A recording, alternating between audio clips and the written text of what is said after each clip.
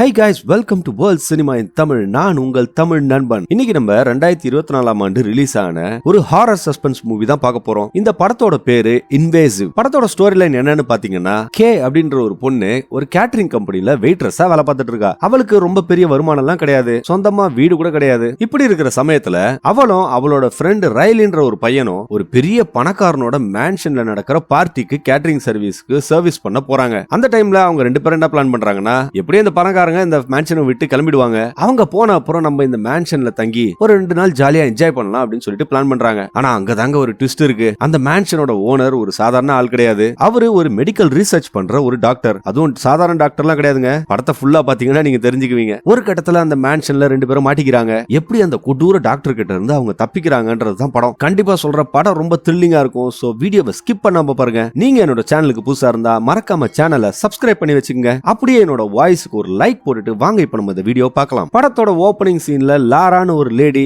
ஆள் இல்லாத ஒரு பாலைவன பகுதிக்கு கார்ல வரா. அவ கார்ல இருந்து இறங்கி யாரோ ஒருத்தருக்கு போன்ல வாய்ஸ் மெயில் போடுறா. அவ என்ன சொல்றான்னா, அவன் சொன்ன இடத்துக்கு நான் வந்துட்டேன், ஆனா அவனை காணோம் அப்படின்னு சொல்லிட்டு அந்த வாய்ஸ் மெயில சொல்றா. கொஞ்ச நேரத்திலேயே அங்க கொஞ்சம் தூரத்துல ஒரு ரெட் கலர் பாக்ஸ் இருக்கிறத நோட் பண்ணிட்டு லாராவும் அந்த பாக்ஸை ஓபன் பண்ணி பாக்குறா. அதுல இருந்த ஒரு கார்டுல தேங்க்யூன்னு எழுதிருக்கு. இத பார்த்து கன்ஃபியூஸ் ஆன லாராவும் என்னடா இது அப்படின்னு சொல்லிட்டு அங்க இருந்து கிளம்பும் போது திடீர்னு மயக்கமாய அவ கீழே விழுந்துடுறா. அவ விழுந்த அப்புறம் யாரோ ஒரு ஆளு அங்க வந்து லாராவை இழுத்துட்டு போற மாதிரி நமக்கு காட்டுறாங்க. அந்த சீனை கட் பண்ணி அடுத்த சீனை காட்டும் போது ஒரு மலை மேல இருக்கிற ஒரு பெரிய மேன்ஷன்ல ஒரு பெரிய பார்ட்டி நடந்துட்டு இருக்கு. அந்த பார்ட்டில கேன்னு ஒரு பொண்ணும் அவளோட ஃப்ரெண்ட் ரைலின்னு ஒரு பையனும் கேட்டரிங் சர்வீஸ் பண்ணிட்டு இருக்காங்க. அவங்க 2 பேருமே அந்த மேன்ஷனோட அழகை பார்த்து அப்படியே மெய் செலுத்து போய் நிக்கிறாங்க. அப்போ ரைலி கேக்கிட்ட, இந்த மேன்ஷன் மலை எல்லாமே ஒரே ஆளுக்கு சொந்தமானதுதான், எப்படியே இவனுங்க நாளைக்கு கிளம்பிடுவானுங்க, அப்போ நான் என்ன பண்ணணும்ன்றத சொல்றேன் அப்படின்னு சொல்லிட்டு கேக்கிட்ட சொல்றான். அடுத்த சீன்ல நமக்கு பியர்ஸ் பேட்டன் அப்படின்ற ஒருத்தனை காட்டுறாங்க. அவன் தாங்க இந்த மேன்ஷனுக்கு சொந்தக்காரன். அவன் சாதாரண ஆள் கிடையாது.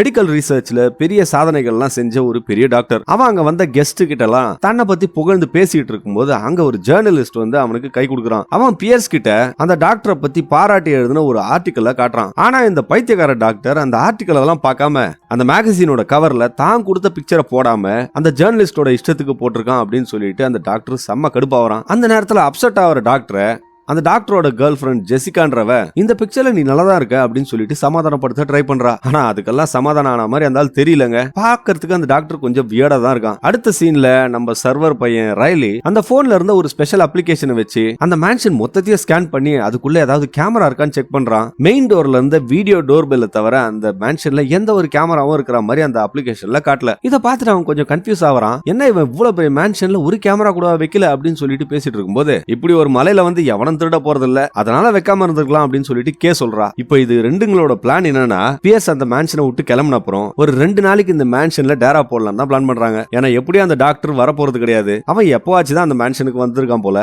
இந்த எல்லா இன்ஃபர்மேஷனையும் இவங்க தெரிஞ்சு வச்சிருக்காங்க. அன்னைக்கு சாயங்காலம் அந்த வீட்டுல வேலை செஞ்ச எல்லா வேலைக்காரங்களும் கிளம்பும் போது அந்த பொண்ணுக்கே அவங்க 2 பேருக்கும் தேவையான பொருளை மட்டும் அந்த மேன்ஷனுக்குள்ள ஒரு இடத்துல ஒளிச்சு வைக்க எடுத்துட்டு போறா. அதுக்கப்புறம் அவங்க 2 பேரும் பியர்ஸ் போற வரையும் தங்கறதுக்காக அந்த மேன்ஷனுக்குள்ள இருந்த கராஜ்ல அந்த நைட்டை ஸ்பெண்ட் பண்றாங்க. அடுத்த நாள் காலையில பியர்ஸும் ஜெசிகாவும் அந்த மேன்ஷனை விட்டு கிளம்புறத பார்த்த 2 பேருமே அந்த மேன்ஷனோட லக்ஸரியை என்ஜாய் பண்ண ஆரம்பிக்கிறாங்க.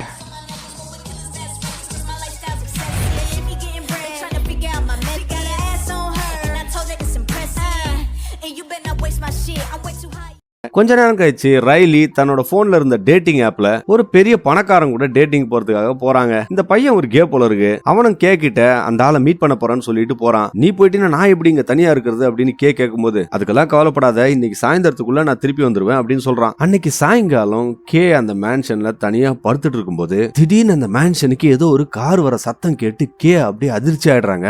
அந்த டாக்டர் மறுபடியும் அந்த மேன்ஷனுக்கு வர்றதை பார்த்துட்டு பயந்து போய் அங்க இருக்கிற சோஃபா பின்னாடி போய் ஒளிஞ்சுக்கிறா. அந்த டாக்டர் தனியா வரலீங்க.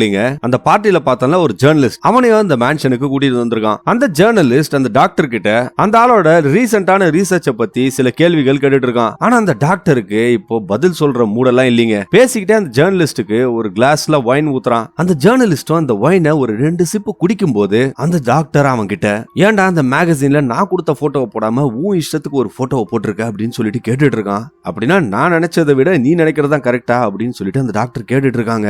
இந்த கொஸ்டினுக்கு அந்த ஜேர்னலிஸ்ட் ரெஸ்பாண்ட் பண்ண நினைக்கும் போது திடீர்னு அந்த ஆளுக்கு மயக்கம் வர ஆரம்பிக்குது. அந்த ஆளால எதுவுமே செய்ய முடியலங்க. அப்படியே அந்த சோஃபா மேல சாயறான். அப்பதான் அந்த டாக்டர் அந்த ஒயின் கிளாஸ்ல ஒரு டிரான்ஸ்தர்மல் பேட்ச் அப்படிங்கிற ஒரு புது இன்வென்ஷனை அவங்க கிட்ட காட்டுறான். அதுல இருக்கிற மருந்தை நம்ம சாப்பிடலாம் தேவையில்லைங்க. அந்த சின்ன பேட்சுக்கு பக்கத்துல நம்ம கையை எடுத்துட்டு போனாலே அதுல இருக்கிற மருந்து நம்ம உடம்புல பரவிடும் அப்படிங்கறத அந்த டாக்டரோட புது கண்டுபிடிப்பு. இதை வச்சுதாங்க அந்த ஜேர்னலிஸ்ட் அவன் மயக்கமாக்கிருக்கான். அந்த ஜேர்னலிஸ்ட் அந்த சோஃபால இருந்து தரையில விழுந்து கொலாப்ஸ் ஆகும்போது இன்னொரு பக்கம் கே இருக்கிறத அவன் பாக்குறான். ஆனா இப்ப அவனால எந்த ஒரு வார்த்தையுமே பேச முடியல. அந்த டாக்டர் அந்த ஜேர்னலிஸ்ட புடிச்சு தரன்னு இழுத்துட்டு போறத கேவும் பார்த்துட்டு அங்கிருந்து எஸ்கேப் ஆகலாம்னு நினைக்கும் போது அவளுக்கு தெரியாமலே அவளோட செயினை அங்க விட்டுடுறா. பத்தாவதுக்கு அங்க இருந்த ஒயின் கிளாஸ்ல இருந்த ஒயினை வேற கீழே கொட்டிடுறா. ஒரு ரூமுக்குள்ள போய் ஒளிஞ்சுக்கிட்ட கே அவளோட ஃப்ரெண்டு ரைலிக்கு போன் பண்ணி உதவி கேட்கலாம்னு நினைக்கும் போது அந்த பையன் போன் எடுக்கலங்க. அதே நேரம் அந்த டாக்டர் மறுபடியும் அந்த ஹாலுக்கு வரும்போது கீழே கொட்டி கிடந்த அந்த ஒயினை பார்த்துட்டு கண்டிப்பா வீட்டுக்குள்ள யாரோ இருக்கிறாங்கன்றத புரிஞ்சுக்கிறான். பத்தாவதுக்கு கீழே கடந்த கேவோட நெக்லஸையும் அவன் பாத்துறான். அந்த பையன் போன் எடுக்காதனால கேவும் உடனே 911க்கு கால் பண்ணி அவ ஆபத்துல இருக்கிறதாகவும் அந்த டாக்டர் பியர்ஸோட மேன்ஷன்ல தான் இருக்கன்னு சொல்லிட்டு இருக்கா. அதே சமயம் அந்த டாக்டர் அவன் போன்ல இருந்து ஒரு பட்டனை பிரஸ் பண்ணும்போது அந்த மேன்ஷன்ல இருந்த மொத்த சிக்னலும் கட் ஆகி அந்த மேன்ஷன் முழுக்க லாக்டவுன் ஆயிடுது. இதனால கேவோட காலும் நடுவுலயே டிஸ்கனெக்ட் ஆயிடுது. அடுத்து அந்த டாக்டர் அந்த மேன்ஷன்ல இருந்த ஸ்பீக்கர்ஸ்ல கே கிட்ட பேசிக்கிட்டே அவ யாருன்ற விஷயத்தை கேட்டுட்டு இருக்கான். நீ இந்த மேன்ஷனை விட்டு உயிரோட தப்பிக்க முடியாது, மொத்தமா நான் லாக்டவுன் பண்ணிட்டேன், மரியாதையா வெளியே வந்துரு அப்படின்னு சொல்லிட்டு மிரட்டுறான். பதறி போன கேவும் அந்த மேன்ஷன்ல இருந்து தப்பிக்கிறதுக்காக எல்லா கதவு ஜன்னல் எல்லாத்தையும் ஓபன் பண்றதுக்கு ட்ரை பண்றா. ஆனா லாக்டவுன்னால எல்லாமே லாக் ஆயிருக்கு. அந்த பைத்தியக்கார டாக்டரும் கையில ஒரு கன் எடுத்துக்கிட்டு கேவை தேடிட்டு இருக்காங்க. கொஞ்ச நேரத்துல கே அந்த மேன்ஷனோட மாடிக்கு போய் அங்க இருந்த ரூம்ல இருந்து வெளியே எஸ்கேப் ஆகலாம் ட்ரை பண்றா. ஆனா அந்த ரூமோட டோரும் லாக் ஆயிருக்கு. பதட்டத்துல இருக்கிற கேவும் ஒரு சேர் எடுத்து அந்த கண்ணாடியை உடைக்கலாம் ட்ரை பண்ணும்போது அது புல்லட் ப்ரூஃப் கண்ணாடி போல இருக்கு. இவ அடிச்சதுக்கெல்லாம் கொஞ்சம் கூட அது நகரல. இவ பண்ற எல்லாத்தையுமே அந்த டாக்டர் அந்த கண்ணாடிக்கு இன்னொரு பக்கத்துல இருந்து பாத்துட்டு இருக்கான். மாடியில இருந்து கீழே ஓடி போன கே தப்பிக்கிறதுக்கு வேற ஏதாவது வழி கிடைக்குமான்னு சொல்லி தேடிட்டு இருக்கும் போது அங்க இருந்த ஒரு வென்டிலேஷனை எப்படியோ ஓபன் பண்ணி அந்த சின்ன ஓட்டக்குள்ள நுழைஞ்சு உள்ள போறா. அந்த வென்டிலேஷன் வழியா போய் எப்படியோ அவ மாடிக்கு போயிடுறா. ஆனா அங்க இருந்து அவ குதிக்க முடியாதுங்க, ஏன்னா ரொம்ப உயரத்துல இருக்கு. அதிர்ஷ்டவசமா பக்கத்துல ஒரு ஸ்விம்மிங் பூல் இருக்கு. வேற வழி இல்லாம கேவும் என்ன பண்றது தெரியாம அங்க இருந்து அந்த ஸ்விம்மிங் பூல்ல குதிக்கிறா. ஆனா அவ சேஃபா லேண்ட் ஆகுறாங்க. கொஞ்ச நேரத்துல அந்த ஸ்விம்மிங் பூல் பக்கத்துல வர அந்த டாக்டர் கேவ அங்க தேடிட்டு இருக்கும் போது அவ அந்த பூல்ல இருந்து தப்பிச்சிட்டான்னு நம்ம நினைக்கும் போது அவ அந்த ஸ்விம்மிங் பூலுக்கு அடியில மூச்சை புடிச்சுக்கிட்டு அந்த டாக்டர் கண்ணுல படாம ஒளிஞ்சிட்டு இருக்கா. கொஞ்ச நேரத்துல அந்த டாக்டரும் அங்க இருந்து போன உடனே எப்படியோ போயிட்டான்டா அப்படின்னு சொல்லிட்டு கேவும் வெளியே வர ட்ரை பண்றா. ஆனா அந்த டாக்டர் எங்கேயுமே போலங்க. கே பக்கத்திலே தான் நிக்கிறான். அவன் அந்த பொண்ணை பார்த்துட்டு நீ என்ன பண்ற என்னோட மேன்ஷன்ல, உன்னை பார்த்தா சின்ன பொண்ணு மாதிரி இருக்க அப்படின்னு சொல்லிட்டு கமெண்ட் பண்ணிட்டு இருக்கான். கேவும் அந்த டாக்டர் கிட்ட என்ன மன்னிச்சிருங்க, உங்க மேன்ஷன்ல தங்கறதுக்காக தான் நான் வந்தேன், எனக்கு போறதுக்கு வேற ஒரு இடம் இல்ல அப்படின்னு சொல்லிட்டு இருக்கா. நீ அந்த கேட்டரிங் கம்பெனில வேலை செஞ்சிருந்த பொண்ணு தானே, மரியாதையை தண்ணி விட்டு வெளியே வா, இல்லனா உன்னை சுற்றுவான்னு சொல்லி பயமுறுத்துறான். அந்த நேரத்துல அந்த டாக்டரோட போனுக்கு ஒரு அலர்ட் வருது. என்னடான்னு பார்த்தா கே 911 கால் பண்ணதுனால விசாரிக்கிறதுக்காக அந்த மேன்ஷன் கேட்டுக்கு வெளியே ஒரு போலீஸ்கார் வந்து நின்னுட்டு இருக்கு. ஆனா இதெல்லாம் பார்த்து அந்த டாக்டர் பதறா மாதிரியே தெரியலங்க. அவன் போன்ல இருந்து ஒரு பட்டனை பிரஸ் பண்றான். உடனே அந்த ஸ்விம்மிங் பூலுக்கு மேல ஒரு ஸ்டீல் பிளேட் அப்படியே அந்த ஸ்விம்மிங் பூலை க்ளோஸ் பண்ணிக்கிட்டே வருது. கேவும் அந்த டாக்டர் கிட்ட உயிருக்காக கெஞ்சிட்டு இருக்கா. ஆனா கொஞ்ச நேரத்திலே அந்த ஸ்டீல் பிளேட் அந்த ஸ்விம்மிங் பூல மொத்தமா மூடிடுது. அவ இப்ப அந்த ஸ்விம்மிங் பூல்லயே டிராப் ஆயிடுறாங்க. அடுத்ததா அந்த டாக்டர் அந்த மேன்ஷனுக்கு வந்த போலீஸ்காரனை பார்த்து பேசிட்டு இருக்கும்போது அந்த போலீஸ்காரரு உங்க மேன்ஷன்ல இருந்து ஒரு எமர்ஜென்சி கால் வந்தது, அதை விசாரிக்கிறதுக்காக தான் நான் வந்திருக்கேன் அப்படின்னு சொல்றான். ஏன் மேன்ஷன்ல இருந்தா என்ன தவிர இந்த மேன்ஷன்ல யாரும் கிடையாது அப்படின்னு சொல்றான். ஆனாலும் அந்த போலீஸ்காரன் எப்படியும் நான் என் வேலையை செஞ்சுதானே ஆகணும் அப்படின்னு சொல்லிட்டு அந்த மேன்ஷனுக்குள்ள வந்து தேட ஆரம்பிக்கிறான். உள்ள வந்த அந்த போலீஸ்காரன் கீழே கொட்டி கிடந்த ஒயினை பார்த்து என்ன கேட்கும்போது அது ஒண்ணு இல்ல சார், காலையில பார்ட்டி நடந்தது, அப்போ என்னோட கேர்ள் ஃபிரெண்ட் தான் அதை கொட்டிட்டா, அவ இப்போ சிட்டில இருக்கா அப்படின்னு சொல்லிட்டு இருக்கான். அவங்க ரெண்டு பேரும் பேசிட்டு இருக்க அந்த சமயத்துல அந்த டாக்டர் அவன் போன்ல இருந்து பிளாக் பண்ணி வச்சிருந்த அந்த சிக்னலை டீஆக்டிவேட் பண்ணிடுறான். அந்த நேரத்துல அந்த வீட்ல ஒரு லிஃப்ட் இருக்கு. இதை பார்த்துட்டு அந்த போலீஸ்காரர் இந்த லிஃப்ட் எங்க போகுதுன்னு கேட்கும்போது அந்த லிஃப்ட் நேரா என்னோட ஆபீஸுக்கு தான் போகுது அப்படின்னு சொல்றான். என்னோட ஆபீஸ்ல ரீசர்ச் லேப்லாம் இருக்கு, வெளியாளுங்களை நான் யாரையும் அலோவ் பண்றது இல்ல அப்படின்னு சொல்லிட்டு அந்த டாக்டர் சொல்லும்போது அப்படியெல்லாம் நான் செக் பண்ணாம போக முடியாது சார் அப்படின்னு சொல்லிட்டு அந்த போலீஸ்காரன் சொல்றான். இதை கேட்ட அந்த டாக்டர் அவன் போன்ல இருந்து போலீஸ் கமிஷனருக்கு ஒரு மெசேஜ் போடுறாங்க. உடனே அந்த கமிஷனரும் அந்த போலீஸ்காரனுக்கு போன் பண்ணி யோ ஏயா அந்த ஆளை போய் டிஸ்டர்ப் பண்ணிட்டு இருக்க, முதல்ல அந்த வீட்டை விட்டு கிளம்பு அப்படின்னு சொல்லிட்டு ஆர்டர் போடுறாரு. அதே நேரத்துல இன்னொரு பக்கம் அந்த ஸ்விம்மிங் பூலுக்குள்ள கே தண்ணிக்கு அடியில ஒரு கண்ணாடிக்குள்ள ஒரு பட்டன் இருக்கிறத நோட் பண்ணிட்டு ஒருவேளை இந்த பட்டன் தான் அந்த ஸ்டீல் பிளேட்டை கண்ட்ரோல் பண்ற பட்டனோ அப்படின்னு யோசிச்சுக்கிட்டு அந்த கண்ணாடியை உடைக்கிறதுக்கு குத்துன்னு அதை குத்துறாங்க. அந்த போலீஸ்காரனும் அந்த டாக்டர் கிட்ட உங்களை டிஸ்டர்ப் பண்ணதுக்கு சாரி சார் சொல்லிட்டு அந்த மேன்ஷனை விட்டு கிளம்பிடுறாங்க. ஒரு வழியா கே அந்த கண்ணாடியை உடைச்சு அந்த பட்டனை ஆக்டிவேட் பண்ண உடனே அந்த ஸ்டீல் பிளேட் அவ தப்பிக்கிறதுக்கு மட்டும் கொஞ்சமா ஓபன் ஆயிடுது. அவனும் எப்படியும் அந்த ஸ்விம்மிங் பூல்ல இருந்து வெளியே வந்து தப்பிச்சிடறா. வேகமா அங்க இருந்து வெளியே போற கே பார்க்கும்போது கரெக்டா அந்த போலீஸோட கார் அங்க இருந்து கிளம்பிடுது. உடனே அவ அந்த மேன்ஷனோட கேட்டுக்கு ஓடி போய் அந்த போலீஸ்காரரை கூப்பிடலாம் ட்ரை பண்றா. ஆனா அந்த கேட்டு க்ளோஸ் ஆயிருக்கு. அந்த போலீஸ்காரன் அங்க இருந்து தூரமா போயிடுது. இப்போ அந்த பொண்ணு அந்த மேன்ஷனுக்குள்ளேயே மாட்டிக்கிறாங்க. அவளும் அந்த மேன்ஷனோட கராஜுக்கு வந்து அந்த டோரை ஓபன் பண்றதுக்கு ஏதாவது கிடைக்குமான்னு தேடிட்டு இருக்கும்போது ஆக்சிடென்ட்ல அவ ஒரு காரோட டோரை திறக்கிறா. அந்த காரோட அலாம் வந்து பயங்கரமா அடிக்குது. அந்த அலாமோட சத்தத்தை கேட்ட டாக்டரும் துப்பாக்கி எடுத்துக்கிட்டு கேவை தேடுறதுக்காக கிளம்புறான். அந்த கராஜுக்கு வந்தவன் கேவை தேடி பார்த்துட்டு இருக்கும்போது கே அங்க இருக்கிற காருக்கு அடியில தான் ஒளிஞ்சிட்டு இருக்கா. ஆனா அவன் கே அங்க இருந்து ஓடிட்டான்னு நினைச்சுக்கிட்டு அந்த கராஜோட டோரை ஓபன் பண்ணி பார்த்துட்டு இருக்கும்போது அவனுக்கு தெரியாம அவ தப்பிச்சு அங்க இருந்த எலிவேட்டருக்குள்ள போறா. அப்போ திடீர்னு அந்த ஜேர்னலிஸ்ட ஒரு பெட்ல டேப் எல்லாம் போட்டு ஒட்டி அந்த டாக்டர் கட்டி போட்டு வச்சிருக்கான். சத்தத்தை கேட்ட அந்த டாக்டரும் அந்த எலிவேட்டரோட டோரை ஓபன் பண்ணி பார்க்கும்போது கே அங்க இருக்கிற மாதிரி தெரியல. அவன் அங்க இருந்து போகும்போது கே அந்த ஜேர்னலிஸ்டுக்கு பின்னாடி தாங்க ஒளிஞ்சிட்டு இருக்கா. அத நமக்கு காட்டுறாங்க. அவனும் அந்த எலிவேட்டர்ல ஒரு பட்டனை பிரஸ் பண்ண உடனே அது வேகமா கீழே போக ஆரம்பிக்குது. இப்போ அந்த எலிவேட்டர் நின்னதுக்கு அப்புறம் டோர் ஓபன் ஆன உடனே கே வெளியே பார்க்கும்போது அங்க ஒரு பெரிய ரீசர்ச் ஃபெசிலிட்டியே இருக்கு. பாவம் அந்த பொண்ணு லிப்ட விட்டு வெளியே வந்து பார்த்துட்டு இருக்கும்போது திடீர்னு அந்த லிப்டோட டோரும் க்ளோஸ் ஆகிடுது. இப்போ அவ எங்க போறதுன்னு தெரியாம அங்க இருந்த ஒரு லேபுக்குள்ள போகும்போது அங்க நிறைய விசித்திரமான இன்ஸ்ட்ருமெண்ட்ஸ் எல்லாம் இருக்கு. அது மட்டும் இல்லாம அவ நம்ம முன்னாடி ஒரு சீன்ல அந்த டாக்டர் ஒரு டிரான்ஸ்தர்மல் பேட்சை வச்சு ஒரு ஜேர்னலிஸ்ட மயக்கமாக்கனால அதே மாதிரி பேச்சஸ் அங்க இருக்கிறத கே பார்த்துட்டு அதுல இருந்து ஒன்னு அவ எடுத்து வச்சுக்கிறாங்க. அந்த சமயத்துல அந்த லேபுக்குள்ள அவ அதிர்ச்சி ஆகுற மாதிரி அந்த லேபுக்குள்ள நிறைய பேரை செயின் எல்லாம் போட்டு கட்டி வச்சு பாக்குறதுக்கே கொடூரமா மாத்தி வச்சிருக்காங்க. அவங்க உருவம் எல்லாம் பாக்குறதுக்கு அப்படியே உரு குலைஞ்சு போயிருக்கு. அதுல ஒண்ணுதான் லாரா. நம்ம படத்தோட ஆரம்பத்துல பார்த்தோம்ல அந்த லேடி. இத பார்த்ததுக்கு அப்புறம் தான் கேக்கு அந்த டாக்டர் மனுஷங்களை வச்சு இந்த மாதிரி கொடூரமான எக்ஸ்பெரிமெண்ட் எல்லாம் பண்றான்றது புரியுது. இன்னொரு பக்கம் அந்த டாக்டரோட போன்ல அவனோட லேபுக்குள்ள யாரோ வந்திருக்காங்கன்னு சொல்லிட்டு அலர்ட் கிடைக்குது. அதே நேரத்துல கே அவளோட போன்ல அங்க இருந்து அவங்க எல்லாம் வீடியோ ரெக்கார்டிங் பண்ணிக்கிறா. அவ லாராவை வீடியோ எடுத்துட்டு இருக்கும்போது திடீர்னு லாரா நகத உடனே பயந்து போய் அவ போனை கீழே போட்டுட்டு அங்க இருந்து ஓடிடுறா. ஓடினவன் நேரா அந்த எலிவேட்டருக்கு ஓடும்போது அந்த லிப்டோட டோரும் ஓபன் ஆகி உள்ள இருந்து அந்த டாக்டர் வெளியே வரான். அவனை பார்த்துட்டு அவ அலறி அடிச்சுக்கிட்டு பக்கத்துல ஒரு ரூமுக்குள்ள போய் ஒளியறதுக்கு ஓடுறா. அவன் கேவை தேடிக்கிட்டே அவகிட்ட இங்க இருக்கிறவங்க எல்லாம் வச்சு நானு மனித இனத்துக்கு தேவையான ஒரு முக்கிய ரிசர்ச்ச பண்ணிட்டு இருக்கேன் அப்படின்னு சொல்லிட்டு இருக்கான். அப்ப அந்த பொண்ணு அங்க இருந்து ஓடும்போது அந்த டாக்டர் எப்படியோ கேவை பிடிச்சிடுறான். இவ அவ கையில கிடைச்ச ஒரு கத்தி எடுத்து அந்த டாக்டரோட முகத்திலே குத்திடுறாங்க. இதனால அவனும் கேவை விட்டுறான். ஓடி வந்தவ நேரா அந்த லிப்டுக்குள்ள வந்துட்டு அந்த டோரை க்ளோஸ் பண்றா. கரெக்டா அந்த டோர் க்ளோஸ் ஆகும்போது அந்த டாக்டரும் கிட்ட வராங்க. நல்லபடியா அந்த டோர் க்ளோஸ் ஆயிடுது. அவ அந்த மேன்ஷனை விட்டு தப்பிக்கலாம்னு சொல்லி அந்த கேட்டுக்கு முன்னாடி போகும்போது அந்த டாக்டரோட கேர்ள் ஃபிரெண்ட் ஜெசிகா அங்க வராங்க. அவளும் ஜெசிகா கிட்ட நடந்த விஷயத்தெல்லாம் பத்தி சொல்லிட்டு இருக்கா. ஆனா அவளோட கையில இருக்கிற ரத்தத்தை பார்த்து பயந்து போன ஜெசிகா தற்காப்புக்காக ஒரு துப்பாக்கி எடுத்து அவளை மிரட்ட ஆரம்பிக்கிறா. எப்படி உன் கையெல்லாம் ரத்தமாச்சு, என் பாய் ஃப்ரெண்ட என்ன பண்ண நீ அப்படின்னு சொல்லிட்டு மறுபடியும் அந்த பொண்ணை அந்த மேன்ஷனுக்குள்ளே கூட்டிட்டு போயிடுறாங்க. உள்ள வந்த ஜெசிகா கிட்ட கே அந்த டாக்டர் ஒரு கொடூரமான டாக்டர், மனுஷங்களை வச்சு கொடூரமான எக்ஸ்பெரிமெண்ட் எல்லாம் பண்ணிட்டு இருக்கான் அப்படின்னு சொல்லிட்டு எக்ஸ்பிளைன் பண்ணிட்டு இருக்கா. அவ சொல்றதெல்லாம் நம்பாத ஜெசிகா கேவ ஒரு சைக்கோன்னு சொல்றா. இவங்க பேசிக்கிட்டு இருக்கும்போது கரெக்டா அந்த டாக்டரும் அங்க வந்து ஜெசிகா கிட்ட கேவ பத்தி நம்ம இல்லாத நேரத்துல இவ இந்த வீட்டுக்குள்ள நுழைஞ்சு எல்லா அட்ராசிட்டியும் பண்ணிட்டு இருக்கா அப்படின்னு சொல்லிட்டு கம்ப்ளைண்ட் பண்றான். இவங்க எல்லாருமே மாத்தி மாத்தி பேசிக்கிட்டு இருக்கும்போது இப்பதாங்க நமக்கு ஒரு விஷயம் தெரியுது. அந்த டாக்டரோட கேர்ள் ஃபிரெண்ட் ஜெசிகாவும் அவனோட எக்ஸ்பெரிமெண்ட்ல ஒரு பார்ட் தான். அவளுக்கு எல்லா விஷயமும் தெரிஞ்சிருக்கு. அவன் அந்த துப்பாக்கியை அந்த டாக்டர் கிட்ட கொடுத்து கேவோட கதையை முடிக்க சொல்லும் போது தப்பிக்கிறதுக்காக கே நீங்க இதுல இருந்து தப்பிச்சிட்டீங்கன்னு மட்டும் நினைக்காதீங்க. உங்களோட எல்லா எக்ஸ்பெரிமெண்ட்டையும் நான் போன்ல வீடியோவா எடுத்திருக்கேன். நான் எடுத்த வீடியோ என்னோட போன்ல சிங்க் மட்டும் இல்லாம கிளவுட்லயும் சிங்க் ஆயிருக்கும். அந்த கிளவுடுக்கு என் ஃப்ரெண்டு கிட்ட ஆக்சஸ் இருக்கு. எப்படி அவனுக்கு அந்த வீடியோ கிடைச்சிரும் அப்படின்னு சொல்லிட்டு பயமுறுத்துறா. ஜெசிகா கே கிட்ட அந்த போனை கேட்கும்போது என்ன வெளியே விட்டாதான் நான் போனை தருவேன் அப்படின்னு சொல்லிட்டு கே சொல்றா. இதை கேட்ட அந்த டாக்டர் அவன் கையில இருந்த துப்பாக்கியை சுட்ட உடனே அதுல இருந்து வந்த டிராங்குலைசர் பட்டு கே அப்படியே அங்க மயக்கமாயிடுறா. இப்போ அந்த டாக்டர் கேவையும் ஒரு ஸ்ட்ரெச்சர்ல கட்டி போட்டு அந்த லேபுக்கு அவளை தள்ளிட்டு போறான். அடுத்த நாள் காலையிலயும் ஆயிடுது. மேன்ஷன்ல இருந்து கிளம்பி போன ரயிலி மறுபடியும் திருப்பி வரான். வந்தவன் கேக்கு போன் பண்ணும்போது அவனோட காலுக்கு அவர் ரெஸ்பாண்ட் பண்ணல. சாயந்தரம் வரன்னு சொல்லிட்டு அடுத்த நாள் காலையில வந்து போன் பண்றதுனாலதான் ஒருவேளை அவ அப்செட் ஆயிருக்கலாம் அப்படின்னு சொல்லிட்டு அவன் நினைச்சிட்டு இருக்கான். அவனுக்கு அந்த மேன்ஷனுக்குள்ள என்ன நடக்குதுன்னே தெரியலங்க. அவன் பாட்டுக்கு ஜாலியா என்ஜாய் பண்ணிட்டு அந்த ஸ்விமிங் பூல்ல நீச்சல் அடிச்சுக்கிட்டு தன்னோட டைம் அங்க ஸ்பெண்ட் பண்ணிட்டு இருக்கான். மறுபடியும் மேன்ஷனுக்குள்ள வந்த ரயிலி அந்த ரூம்ல கிடந்த ஒரு கண்ணாடி கிளாஸ்ல கால் வச்சதுனால அந்த கண்ணாடி தூள் அவன் கால்ல குத்திக்குது. அந்த காயத்துக்கு ஃபர்ஸ்ட் எய்ட் பண்றதுக்காக அவனும் மாடிக்கு போறான். இன்னொரு பக்கம் அந்த எலிவேட்டர்ல இருந்து ஜெசிகா வெளியே வரா. அவளோட டிரெஸ் முழுக்க ரத்த கரையா இருக்கு.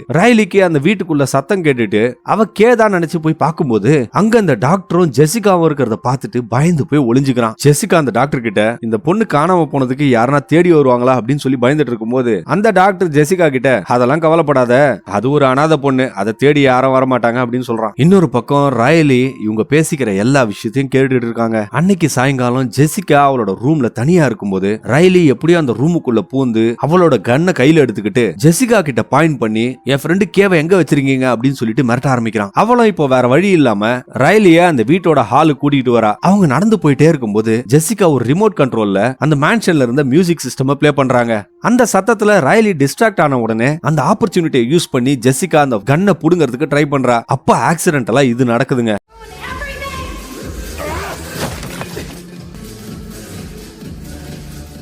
ரைலி ஜெசிகாவை பிடிச்சு தள்ளி விடும் போது பக்கத்துல இருந்த ஒரு கூர்மையான பொருள் ஜெசிகாவோட வயித்துல குத்தி அவ சம்பவ இடத்துல இறந்து போறா. இந்த சத்தத்தை கேட்டு அங்க வந்த டாக்டர் ஜெசிகா இறந்து போனதை பார்த்துட்டு அப்படியே ஷாக் ஆகி நிக்கிறான். ரைலி அந்த டாக்டர் கிட்ட நான் அவளை கொல்லணும்னு நினைக்கல, இது ஒரு ஆக்சிடென்ட் தான் அப்படின்னு சொல்லிட்டு எக்ஸ்பிளைன் பண்ணிருக்கான். எனக்கு தேவையெல்லாம் என்னோட ஃப்ரெண்ட் கே தான், அவளை என்கிட்ட கொடுத்துரு, நாங்க 2 பேரும் இங்க இருந்து கிளம்பிடுறோம் சொல்லிட்டு அந்த கன்னை வச்சு மிரட்டுறான். அந்த டாக்டரும் ரைலியை கூட்டிக்கிட்டு அந்த எலிவேட்டர்ல அந்த ரீசர்ச் ஃபெசிலிட்டிக்கு கூட்டிட்டு போறான். அவங்க 2 பேரும் அந்த ஃபெசிலிட்டிக்கு உள்ள வரும்போது நம்ம முன்னாடி பார்த்தா அந்த ஜர்னலிஸ்ட காட்டும் போது அந்த ஆளோட உடம்பு அப்படியே உரு குலைஞ்சு போயிருக்குங்க. இத பார்த்த ரைலி அந்த டாக்டர் கிட்ட இந்த ஆளை என்ன பண்ண அப்படின்னு சொல்லிட்டு கேக்குறான். அதுக்கு அந்த டாக்டர் நான் அந்த ஆளோட உடம்புல ஒரு ப்ரொசீஜர் பண்ணிருக்கேன். அது என்னன்னா வழக்கமா கேன்சரால பாதிக்கப்பட்டவங்களுக்கு அந்த நோயோட விளைவுகள் தெரியறதுக்கு பல வருஷங்கள் ஆகும். ஆனா இந்த டாக்டர் ஸ்பெஷல் மெத்தட வச்சு அந்த கேன்சர் செல்ஸ சில மணி நேரங்கள்லயே அதிகமா உற்பத்தி பண்ற மாதிரி பண்ணிருக்கான். அதாவது அந்த டாக்டர் இன்டென்ஷனலா கேன்சர் செல்ஸ அந்த ஜர்னலிஸ்டோட உடம்புல செலுத்திருக்கான். இது மூலமா அந்த செல்ஸை எப்படி அழிக்கிறது அப்படின்ற எக்ஸ்பெரிமெண்ட் தான் நான் பண்ணிட்டு இருக்கேன் அப்படின்னு சொல்றாங்க. ஏண்டா அதுக்கு நல்லா இருக்கிற உடம்புல அதை செலுத்தி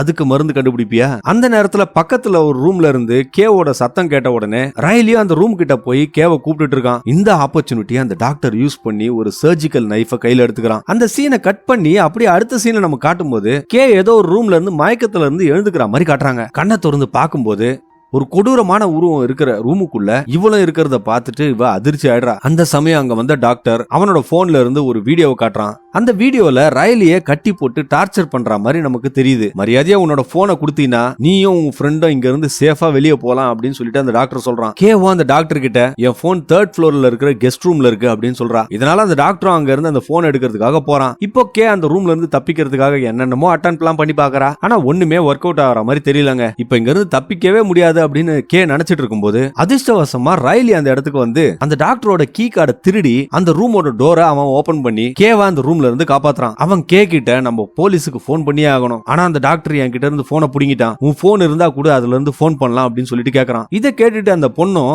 அவ போனை டிராப் பண்ண அந்த கரெக்டான இடத்துக்கு ரைலிய கூட்டிட்டு போறா. அந்த போன் வேற எங்கே இல்லைங்க, அந்த லேடி லாராவை கட்டி போட்டு இருந்தாங்கல்ல அந்த ரூமுக்குள்ளதான் இருக்கு. உள்ள போன கே அந்த போனை எடுத்துட்டு வெளியே வரும்போது